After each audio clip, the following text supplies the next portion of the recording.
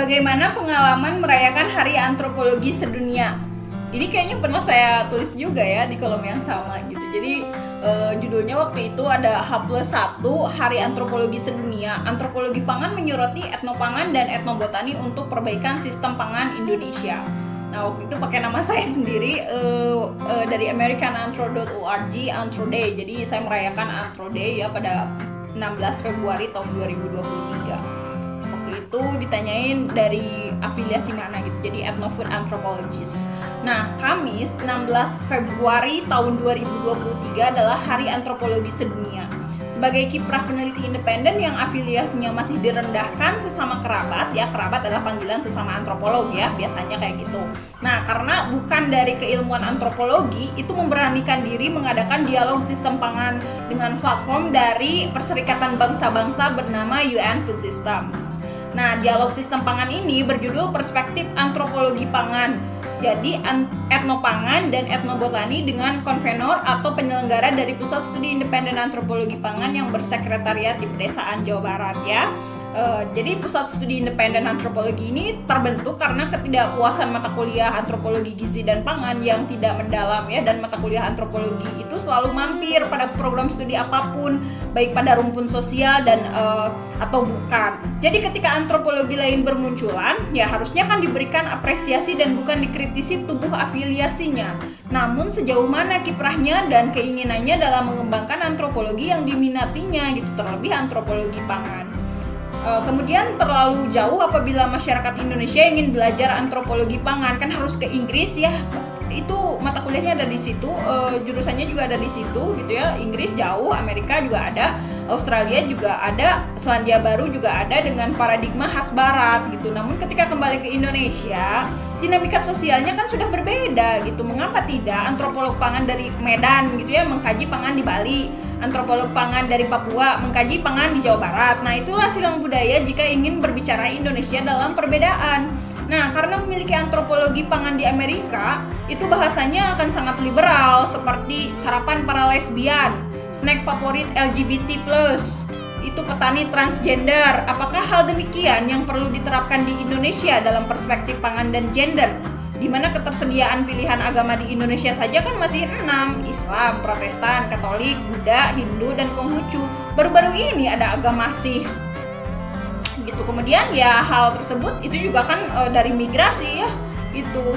Kemudian terus di Indonesia juga ada agama penghayat ya, seperti Sunda Wiwitan begitu, kemudian ada Jawa Kejawen ya, hal-hal yang seperti itu kan masih ada gitu. Nah, bagaimana memotret itu dan membuat hal-hal yang adil bagi mereka juga gitu. Hal tersebut masih amat sangat sensitif menjadi dialog masa kini karena kontradiktif dengan kebiasaan masyarakatnya yang tidak bisa memandang perbedaan pendapat dari satu individu dan kelompok. Nah, antropologi pangan dari Inggris itu membahas hal-hal kerajaan monarki. Memangnya Indonesia tidak punya? Nah, akan sangat menjadi potensial apabila menu-menu kerajaan dari Indonesia disajikan kembali dengan transformasinya. Tidak hanya cerita budaya bahwa makanan ini sajian para raja. Iya kan pengen nyobain gitu. Hari ini sudah tahun 2023. Sajian apapun ketika dibuat komersil itu bisa dinikmati oleh pembelinya. Terlebih kan sekarang sudah banyak ya food vlogger, food influencer gitu ya. Banyak sekali food ambassador ya, banyaklah dengan kata-kata kekinian gitu. Nah, antropologi pangan dari Australia sekarang selalu memperlihatkan hasil teknologi pertaniannya dan kecanggihan industri pangannya gitu. Secara tertentu ya industri pangannya juga gitu, dengan harga yang tidak terjangkau bagi pendapatan orang-orang Asia, apalagi UMR beberapa daerah di Indonesia. Pernah lihat berita-berita UMR lokasi titik-titik, menyedihkan itu gitu. Masa segitu buat ayam geprek juga habis, kalau beli 50 nraktir temen-temennya gitu. Nah, hal ini akan selalu bertentangan dengan kondisi sosial ekonomi masyarakat Indonesia karena begitu banyak ketimpangan dari masalah nominal dan kepemilikan, apalagi pendapatan. Kemudian ada beberapa hal juga yang ingin saya sampaikan di Hari Antropologi Sedunia waktu itu. Jadi antropologi pangan Indonesia itu sudah saatnya setiap orang, setiap kepala keluarga, kelompok pertemanan, kelompok generasi terdahulu itu menceritakan makanannya tuh gitu, kayak kulinernya dan cita-cita bahan pangan apa saja gitu yang ingin dinikmati dan harapan-harapan baik tentang cita rasa makanan secara bijaksana gitu. Sudahlah, memperebutkan siapa yang paling antropologi itu akan menimbulkan kekeruhan komparatif ya menurut saya. Jadi alias membanding-bandingkan tanpa solusi dan ya berakhir damai atau enggak nih gitu.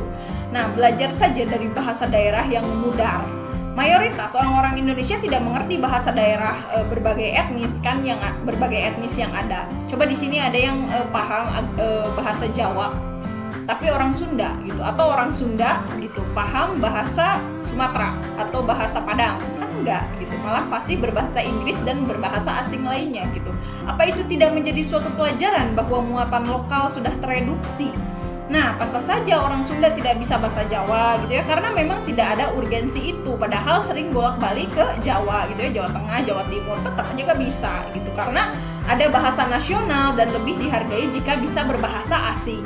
Nah, apakah sektor pangan juga akan begitu? Antropologi pangan juga akan tersisihkan lagi gitu ketika kedaulatan pangan, ketahanan pangan, ketersediaan pangan, dan harga pangan sulit dikendalikan. Karena harga pangan yang selalu naik itu menandakan ketidakmampuan manajemen sistem pangan yang terkendali gitu. Kalau sukses ya harga pangan terlebih ya terbeli oleh seluruh lapisan masyarakat, bahkan masyarakat tidak mampu pun akan bilang pangan ini murah gitu saking terjangkaunya oleh mereka. Justru kehadiran antropologi pangan di Indonesia adalah untuk memberikan khazanah keilmuan dari makanan dan budaya yang begitu lekat dengan keseharian, karena memang hal utama dari kehidupan adalah konsumsi. Pemenuhan gizi setiap orang itu berbagai usia perlu diperhatikan untuk kualitas individu. Hal yang dilakukan di desa memang tidak selalu menarik perhatian karena desa identik dengan keterlambatan dan tertinggal. Namun isi pikiran warga desa bisa didalami gitu, karena warga desa memiliki pengetahuan lokal di mana hal ini tidak masuk kurikulum kan. Silahkan lihat sejenak potensi tahun 2023 yang disyaratkan oleh Forum Ekonomi Dunia. Semua mengarah pada digitalisasi dan potensi-potensi kekinian yang lingkupnya itu memerlukan bantuan logistik performa tinggi, minimal aplikasi yang terinstal pada ponsel pintar gitu. Kalau misalkan nggak punya ponsel pintar, nggak kebeli gimana? Nah, tapi Forum Ekonomi Dunia juga tidak pernah menyebutkan potensi adaptasi dan resiliensi warga desa gitu atau orang kampung untuk bisa bertahan hidup dan bisa kreatif. Potensi orang desa jelas mengarah pada keberlanjutan dan secukupnya gitu, tidak mengarah pada eksploitasi semena-mena yang mengeruk tanpa memikirkan luka-luka ekologis. Jarang sekali skill atau potensi orang desa seperti ahli menyelam di sungai, ahli panjat pohon kelapa, ahli meramu obat tradisional, ahli merajut daun kelapa, ahli menganyam daun lontar, ahli berkreasi dari sabut kelapa, ahli mengawinkan hewan ternak, ahli penginderaan jarak jauh pada migrasi burung, ahli tebar benih, ahli humas sawah. Ketika hal seperti ini hilang, maka bersiaplah untuk membiayai jasa-jasa kemampuan tradisional yang dimesinkan gitu, atau dari tenaga sumber daya manusia luar Indonesia yang bermigrasi ke Indonesia. Sudah banyak ya terlihat banyak orang-orang yang luar Indonesia, mereka bekerja di bidang-bidang orang Indonesia sebelumnya gitu, seperti bertani gitu ya, karena itulah gitu, tidak ada kekuatan diplomasi apapun gitu, tidak ada negosiasi kuat gitu dari orang-orang Indonesia yang sudah berpengetahuan dan berpengalaman di bidangnya itu, terlebih di pengalaman pertanian. Nah, apa itu bukan hal yang mencemaskan gitu bagi masa depan generasi pedesaan? Nah, sejarah merenungkan ini gitu. Bahkan transisi pekerjaan menjadi antropolog pun masih ditanyai latar belakang pendidikannya gitu, dari mana asalnya untuk bisa menikmati ilmu antropologi gitu. Sangat bertolak belakang dengan quote antropolog senior Ruth Benedict yang bilang bahwa the purpose of anthropology is to make the world safe for human differences gitu. Jadi ya kalau misalkan ada intimidasi itu, ya kenapa nggak sama ya kayak quote-quote para pendahulu gitu di bidang antropologi. Itu kan saya jadi bertanya demikian gitu. Lantas ketika berbeda pendapat dan bermunculan antropologi bidang lainnya, ya maka mayor wajib antropologi merasa tersisihkan dan tersaingi. Mayor wajib itu kan diantaranya antropologi biologi, sosial, arkeologi, dan linguistik ya. Itu Asosiasi Antropolog Amerika yang mendefinisikan itu. Dan itu terasa di Indonesia bahwa penerimaan antropologi di bidang lain yang lebih sempit, spesifik, kurang mendapat perhatian, bahkan bisa saja tersisihkan. Padahal dalam prinsip metode penelitian antropologi adalah spesifik namun mendalam.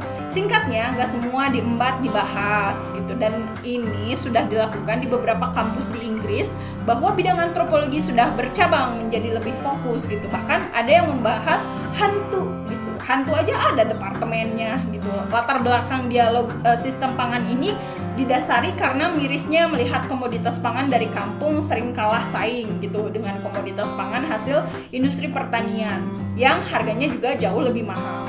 Hal lain, tentu saja banyak hilangnya lahan pertanian produktif gitu, terpaksa gulung tikar karena ya tidak bisa bersaing dengan kebutuhan primer, sekunder, tersier ya, yang diiyahkan juga oleh berbagai lapisan masyarakat juga gitu. Kamu kok masih punya sawah sih? Tuh orang lain udah bekerja sebagai apa gitu ya, yang lebih modern gitu ya. Tapi kan dia begitu adanya gitu, dari keturunannya atau dari turunannya gitu ya. Itu yang harus dikembangkan juga gitu. Jadi jangan sampai ada pekerjaan-pekerjaan terdahulu yang memang bermanfaat lebih gitu untuk ekologi atau untuk keberlanjutan kehidupan gitu. Jangan diputus hanya karena gara-gara omongan. Nah, hal lain juga tentu saja banyak ya yang hilangnya, seperti kebutuhan seperti itu gitu. Akhirnya tanah pertanian dijual dan dibangun menjadi perumahan kekinian bertema minimalis gitu ya, banyak ruko-ruko tapi laris mah kagak gitu. Nah, itu juga sangat mencemaskan sekali ya, siapa yang mau ngisi gitu. Coba kalau misalkan masih di pertanian atau dipakai bertani ya pasti akan ada hasilnya gitu, walaupun sedikit, tapi kan itu mengurusi tata kelola manajemen pertaniannya itu bagus gitu dan berlanjut gitu kan, terus memberikan kontribusi oksigen yang berlebih gitu ya, karena kan banyak tumbuhannya gitu kan, menyerap berbagai polusi di sekitarnya gitu. Nah, itu juga jarang dibuat ya itulah ecological service gratis dari mereka gitu, dan itu belum ada harganya kan kalau di Indonesia. Coba di sini kalau misalkan di Indonesia itu para petani atau para yang tukang kebun gitu ya diberikan service ecological service, bayaran gitu, bayaran untuk itu, pasti mereka juga akan sejahtera dan tidak akan meninggalkan lapangan pekerjaannya gitu. Nah, etnopangan itu membahas pangan yang berhubungan dengan masyarakat, sedangkan etnobotan itu membahas tumbuhan yang berhubungan dengan masyarakat. Jika disatupadukan, hal ini akan menciptakan keberlanjutan ekologis, menekan reduksi pembangunan industri mangkrak, investasi properti belum laku, dan mensejahterakan makhluk hidup lainnya, karena kan hidup itu saling bersinergi ya dengan yang lain. Nah, jika satu keluarga bisa memaksimalkan potensi komoditas pangan dan tumbuhan, maka beberapa persoalan sosial, ekonomi, dan budaya perlahan juga akan mengecil, karena salah satu permasalahan kelaparan teratasi dengan minimnya transaksi untuk membeli kandungan gizi.